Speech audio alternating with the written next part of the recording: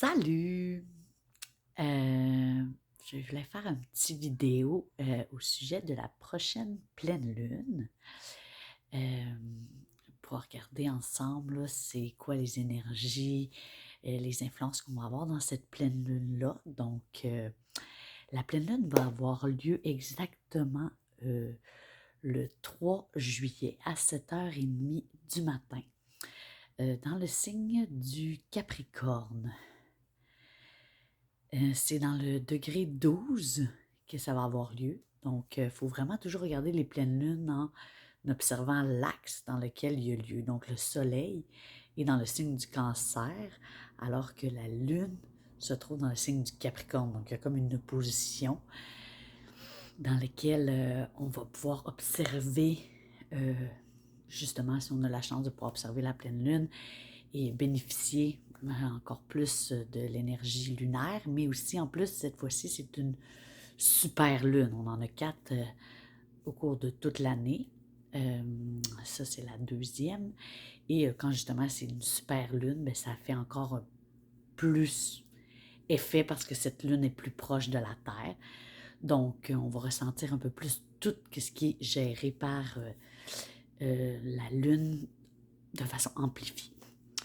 Fait que la pleine lune en Capricorne, Capricorne, c'est vraiment le signe qui gère tout ce qui est la discipline, la réalité, le temps, la manifestation. Donc la réalité, c'est vraiment le signe associé au travail, à ce qu'on apporte à la société. Fait que dans le fond, quand il y a une pleine lune, il y a quelque chose qui est comme illuminé, c'est notre inconscient qui se révèle et qu'on peut observer. De la même façon que j'ai souvent comme une prise de conscience qui arrive un peu quelques jours avant, quelques jours après, sur une certaine réalité. Fait qu'aujourd'hui, ce qu'on voit vraiment là, avec cette pleine lune-là, c'est la, une perception de la réalité directe qui se manifeste. Donc, quelque chose de notre réalité qu'on n'avait pas réalisé ou un facteur qui nous échappait jusqu'à là. Et en plus, cette pleine lune-là fait, c'est-à-dire dans ses aspects, elle fait la pleine lune, c'est un sextile, ouais, un sextile avec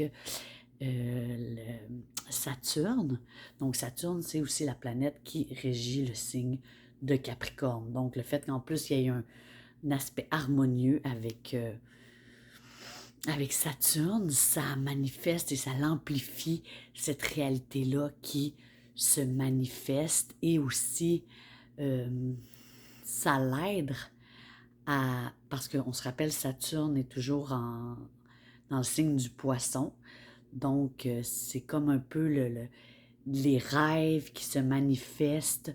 Donc, c'est comme si dans cette pleine lune-là, on a une prise de conscience sur c'est quoi les rêves, la réalité, certaines choses qui prennent forme, qui arrivent réellement. Ça peut être aussi dans le sens que ça peut nous surprendre, une réalité qu'on n'avait pas nécessairement vue ou qu'on ne voulait pas nécessairement. Fait qu'il peut avoir aussi quand même de la résistance, c'est quelque chose qu'on ne s'attendait pas.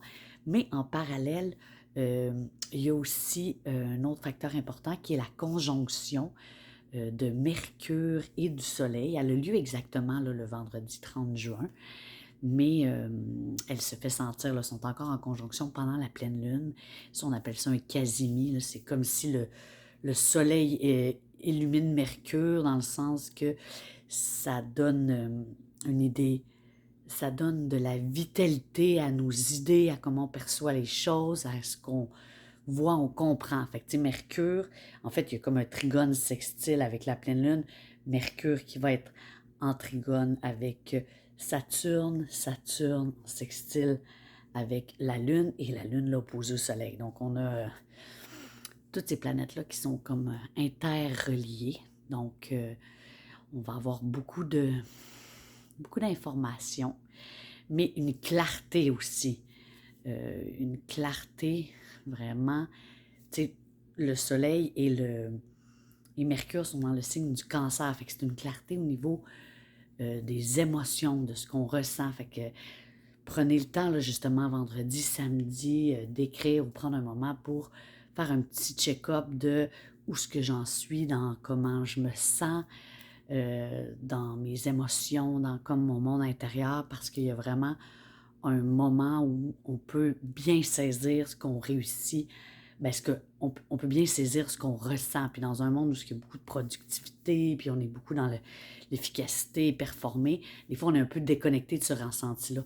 Fait que c'est ça qui est intéressant de cette pleine lune-là, c'est vraiment comme le soleil qui est en cancer, qui est dans le signe des émotions, du foyer, de la famille, de la fluidité, de tout ce ressenti-là. Tu sais, vraiment, c'est comme associé à l'intuition du cancer. C'est comme si la pleine lune nous dit euh, reste connecté avec ton ressenti, avec cette fluidité-là, avec l'adaptabilité et pour quand même ne pas trop rester pris, tu sais, le danger, parce que la Lune est comme dans le Saturne, et que le Saturne peut rester pris dans la rigidité, le devoir, la rigueur, la surstructure.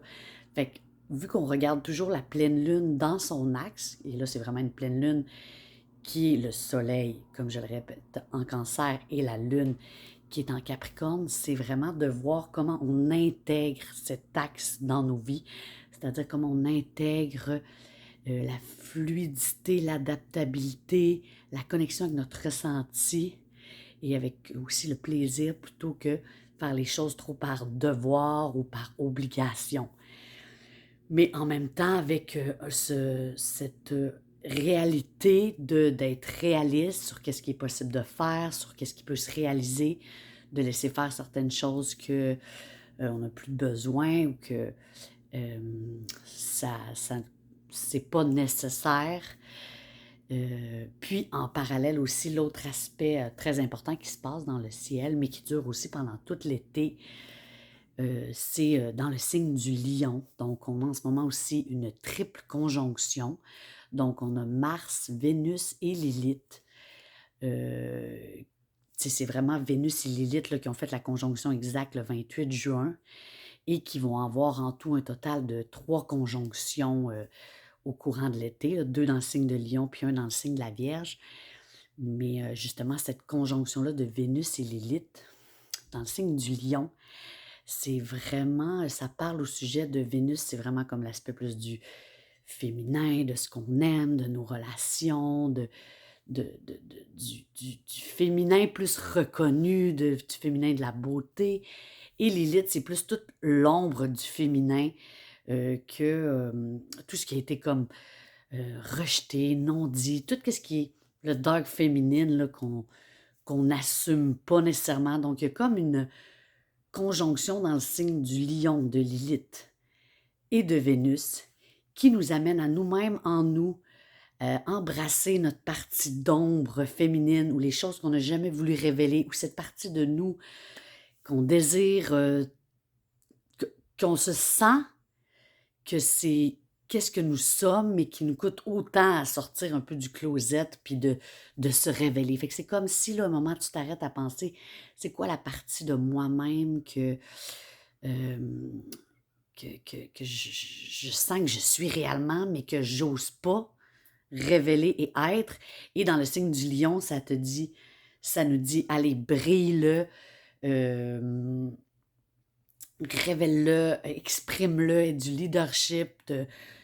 Et tu sais, comme aussi le lion, c'est le signe avec l'enfant intérieur. Donc, reconnecte avec avec ta petite fille intérieure, ton fils intérieur.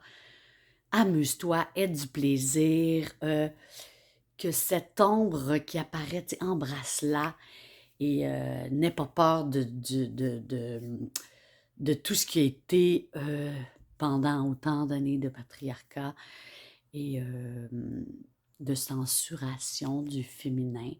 N'aie pas peur de l'assumer, de te trouver de l'espace pour voir c'est quoi les parties féminines de nous-mêmes dans lesquelles on a de la résistance à embrasser, à reconnaître.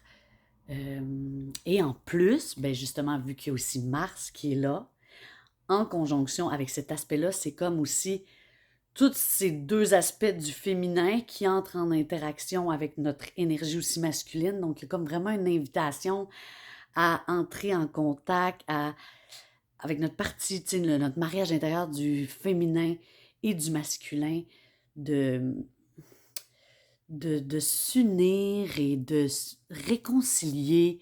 Vraiment une opportunité de dialoguer, que le masculin reconnaisse aussi. Quand je parle de masculin et féminin, je parle pas d'homme ou de femme, je parle vraiment de l'énergie masculine, l'énergie féminine, mais que l'énergie masculine en nous reconnaisse notre énergie féminine, puis comment ce mariage intérieur-là fait notre force, fait notre unicité, fait qu'on brille, tu sais, dans le signe du lion. Et en ce moment, ben c'est ça, donc comme pendant cette pleine lune-là, en triple conjonction, c'est pas exact. Mars est un petit peu plus loin que Vénus et Lilith, mais c'est un cycle, Vénus et Lilith, là, le cycle, parce que Vénus va être dans le signe de Lion pendant à peu près plus ou moins 4 mois parce qu'elle va faire une rétrogradation. Et dans toute cette période-là qui va être cet été, il va y avoir vraiment une période pour réévaluer nos relations, qu'est-ce qu'on aime, qu'est-ce qu'on veut plus. Fait que même, vous l'avez peut-être commencé à ressentir, ça s'est senti dès le mi-juin, un peu avancé, puis ça a continué à se sentir, la conjonction de Vénus et Lilith.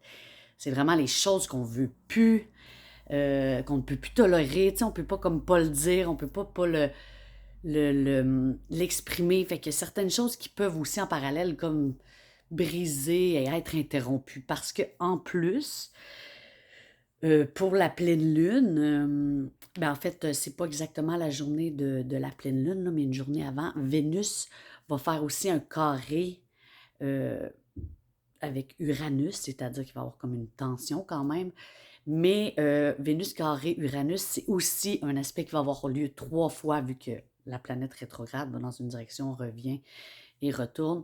Et ça va amener aussi beaucoup de rébellion intérieure, de changements dans nos relations, euh, de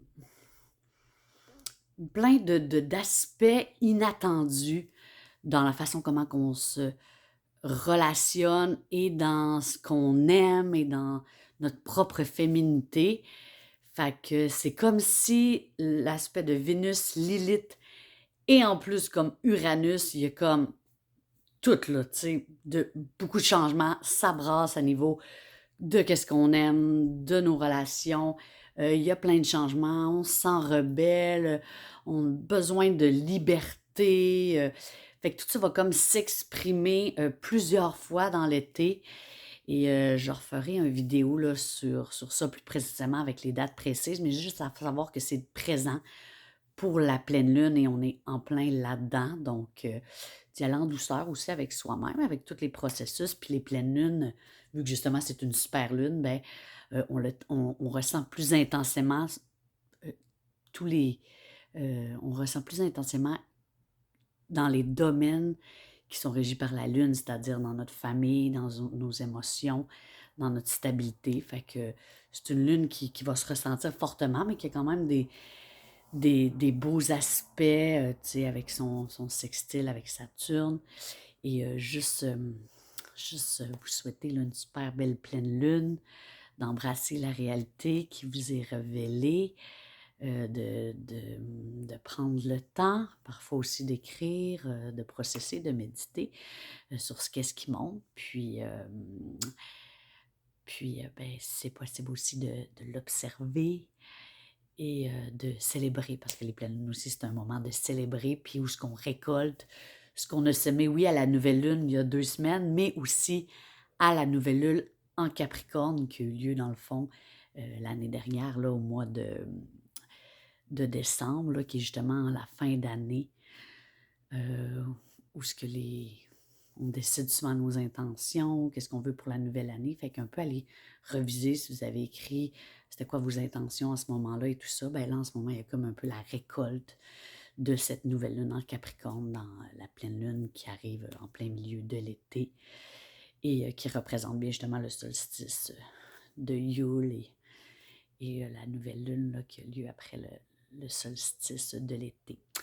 Alors voilà, joyeuse pleine lune à tous!